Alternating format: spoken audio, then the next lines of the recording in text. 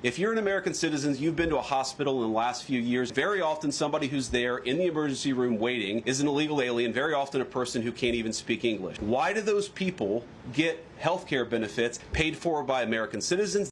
Well, J.D. Vance, I'm glad you asked. So let's give you a little history lesson on why we don't check people's papers at the emergency room door. And it's all because of Ronald Reagan. Reagan signed the Emergency Medical Treatment and Labor Act into law back in 1986. It was part of bigger legislation that passed overwhelmingly bipartisan support, and it included some pretty popular provisions even today, like those COBRA protections that keep you from losing your health insurance if you get fired or you lose your job. And this was legislation that was co-sponsored by Republican Bob Dole, who said we needed it for a few reasons.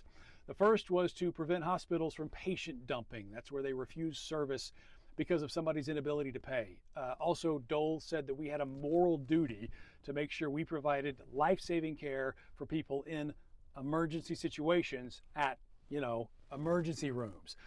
Also, checking somebody's wallet for an insurance card or a credit card or a birth certificate, or making sure you know which language they speak. Not always easy to do when they're in an emergency.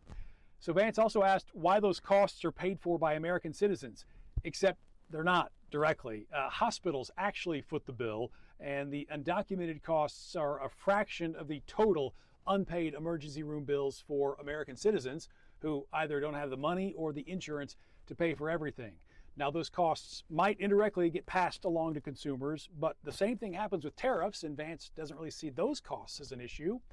And this estimated cost for hospitals of undocumented immigrants' unpaid bills in emergency rooms is about $4 billion a year, which I know is not a drop in the bucket, but it pales in comparison to the $100 billion a year that undocumented immigrants pay in federal taxes, the benefits of which they are largely ineligible for.